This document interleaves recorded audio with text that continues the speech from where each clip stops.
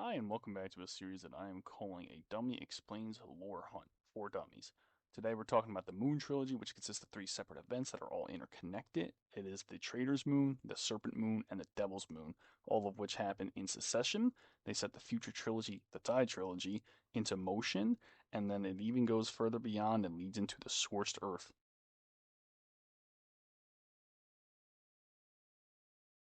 So before hopping into the actual main event's lore, we're going to set up a few characters here, the main players, if you will. Mr. Charret, who is our overarching villain, starts off as an admin for Louisiana's AHA Association, but he actually gets really into the occult in an attempt to fight the devil. We have E. Finch, who's the leader of the Louisiana AHA, becomes much more important in the Tide Trilogy, but here we see his descent into kind of distrust between not only Charret, but his actual hunters. Kevin, who is the main protagonist of these Moon trilogies. During this time, Kevin is an orphan who lost his parents. He lives in the woods, which just so happens being there where Charret starts experimenting. When Charret tries to trick him, he becomes the protagonist because the moon actually chooses it as his champion.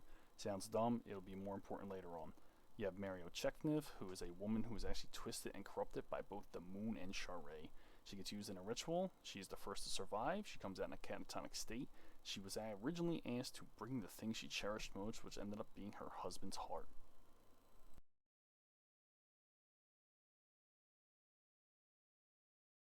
Next up on the list is the Viper. He is the main important character of number 2, which is the Serpent Moon. He is the assassin who has a pet Viper, Delara, who is actually sent to assist with him. They kind of consider each other a one person, it's kind of like a soulmate thing. He's sent down to hunt Kevin with other hunters, realizes Shar is actually far more insidious after he ingests flesh of another snake. Fucking weird, I know, but it happens. And then he ends up teaming up with Kevin after an attempt was made on his life. Devil's Advocate shows up here, doesn't really play much of a part until the third, but he ends up becoming Charret's most trusted associate alongside the Widow, aka Mary. And he is kind of a dual split personality. One side of him is actually a good man, they say, and the other is the Devil's Advocate, which is his code name. During the hunt, he puts on the mask permanently, and it's kind of like a shift into his being his dominant personality. The final player is the Moon, and yes, the Moon, like literally the Moon. It's basically under threat of being corrupted, and Satan, Sculptor, whatever you like to refer to him as, has been trying to twist it and corrupt it so that it ends up spreading his influence instead of its original influence, which I guess was just to affect the tides. But at the onset of the event, it's being corrupted and corrupted by both Charret and the Sculptor. Two different corruptions, two different purposes. And the fucking moon's evil, I guess. I don't know how else to stress that.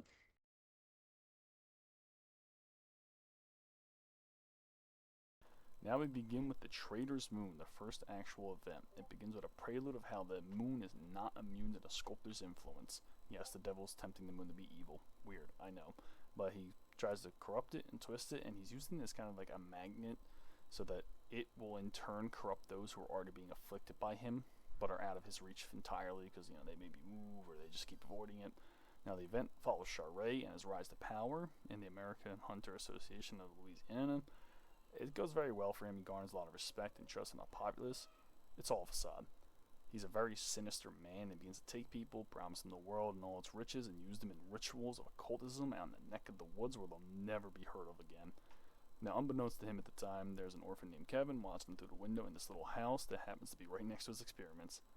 Now, as his experiments begin to have greater influence, his power begins to strengthen, he notices the house he once thought was derelict and abandoned. Not so much, actually. It swells to a head actually when a man named Hess, he's a hunter, is led to the site, bathed in the light, has a ritual performed on him, and in return for a large lump of money, Charret gives him a gun. Now, his nature belies his face because the ritual goes south, and the man's hands begin to melt, like literally melt to the bone, and it gets burned beyond recognition. The hunter then takes his own life, which scars Kevin completely as he watches on in horror. Charret just simply comes a nice little halo above his head, draws it simply.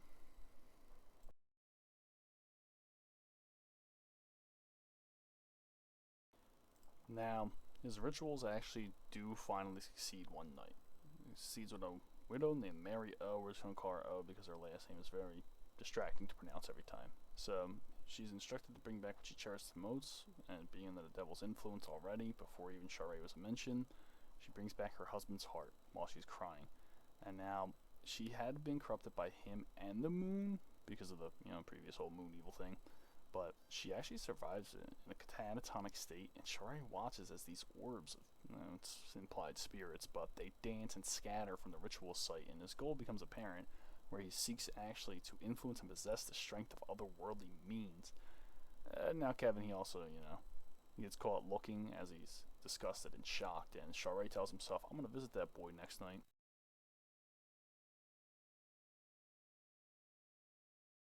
Now, on the fateful night that Shari actually decides to pay Kevin a visit, he tries to explain that what he does is for the good of Louisiana, and that everything he does is to repair the broken state and to fight the corruption through means of science that others seem just not to be able to rely on because the normal methods just aren't working anymore.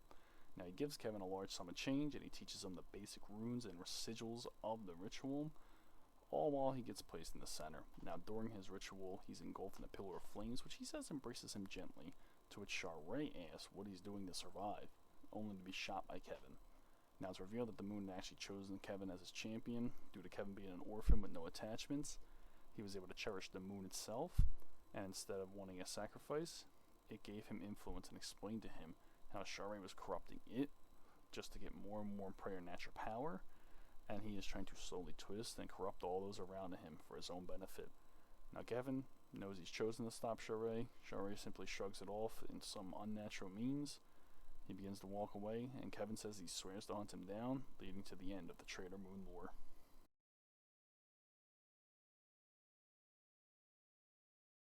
So begins our next arc, the Serpent Moon. Now, with everything already explained and all the major characters in play minus the Viper, we now get into a simple one. Now, it's a long game of cat and mouse between Shari and Kevin. He gets him cornered, but he's actually ambushed by the Viper, and they cut and tear at his flesh for 2 hours. All the meanwhile pulling snakes from Kevin's body.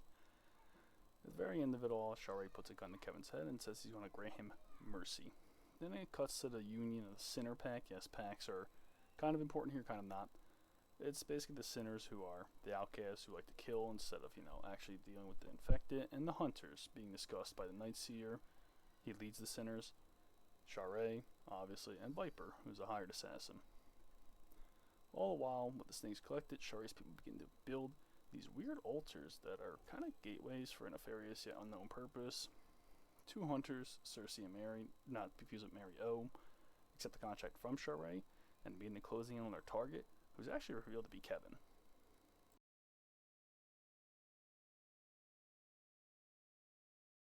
At first, Mary and Cersei are kind of reluctant to fight Kevin, but Viper and Delara, which is the name of the snake, force a fight.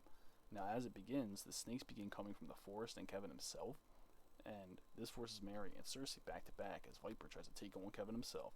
Now, in the fight, Kevin shoots a Viper, and he's very cracked shot, by the way, and Kevin shoots a Viper, and Delara takes the bullet for him. Now, Viper attempts to actually get a snake that came from Kevin's body and eats it to try to repair Delara, and, weird occult stuff. And he gains his memory, actually, realizing Shari's been evil and he's been lying and manipulating everyone, and Kevin's only trying to stop this man from corrupting Louisiana. Now, the trio find Kevin not far from where they fought, and they ask why he'd done all of it, and when he tells them that it's only been self-defense, that he's never actually killed anyone, as they've been told multiple times he's been a vicious, ruthless killer, they start to realize that Viper, now having his memories, of, Kevin's memories, the quad team now actually has it in mind to stop Shari, and they're going to try to stop this little ritual that we don't really know the purpose of yet.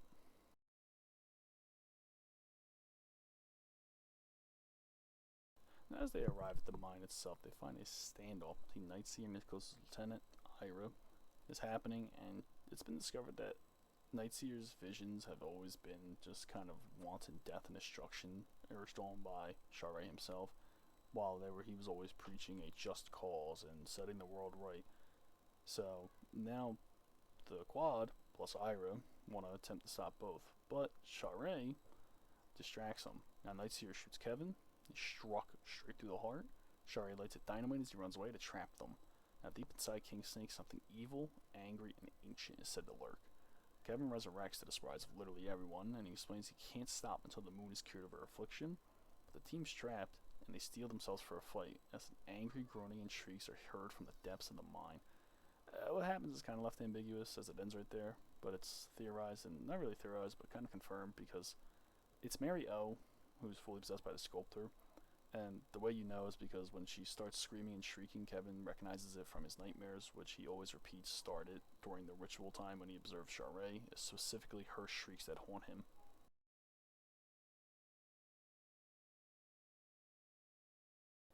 And now we get to the final Moon Trilogy act, The Devil's Moon. Now this is the pinnacle of Kevin's story. Charray is nigh immortal thanks to the rituals that we were talking about earlier.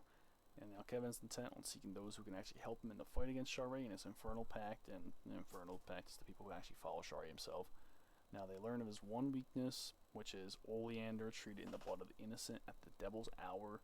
When it's burned, it weakens all the power surrounding him, granted from his occultic rituals. Now, a lot of this event is stories of fires being spread, and by both sides, obviously. And the story of Mario, the Weeping Widow, who rips apart any of those she finds wandering around the night. So this is a lot less lore intensive.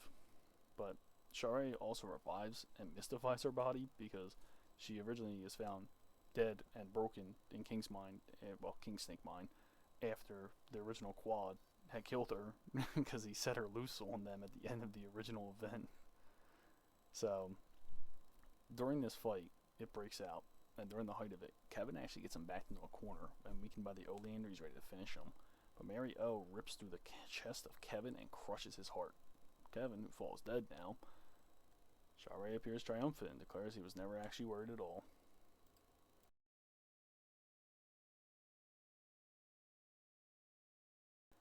Now the Infernal Pact starts sacrificing more and more to grow Charray's influence, and they create these things that are called soul traps. They're basically bodies covered in clay on impaled spikes that attract spirits and dead alike. Someone like Charray or anyone who's really in the mysticism can actually harvest and grow in power. Meanwhile, Kevin's people, known as the Lunar Pact, can set the spirits free, trying to put them at rest. Now, Kevin actually stirs back to life after a vision of his parents, where he sobs and apologizes that he broke his promise, but they assure him that this time it's not over, and that Linus, and I know I'm just now mentioning his last name, I did say Kevin L, but his last name is Linus, they'd never break a promise, and kind of cliche.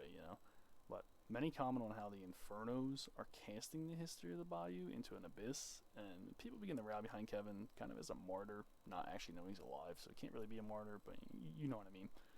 After this, he begins to recruit more to his side in hopes of fighting and banishing all of Charray's people back to hell. And meanwhile, Finch, I told you he wasn't really important in this one, but he announces that they are on their own, which is kind of really what a lot of people thought at the time, but Finch officially confirms that they've kind of lost touch, and the AHA is kind of splintered and shattered at this point, but he's holding on to any semblance of justice and peace. Now, it is implied that Charray's pact is slowly being picked off, but they can't seem to be picked off entirely.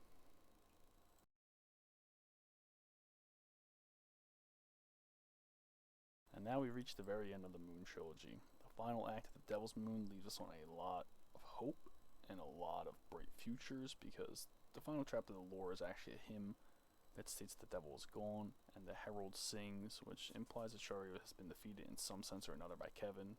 Herald of the Moon, the devil was Charray. But as the Tide trilogy is going to start, which I will be covering, it's shown that maybe Charray had a little more sinister plans even for the afterlife.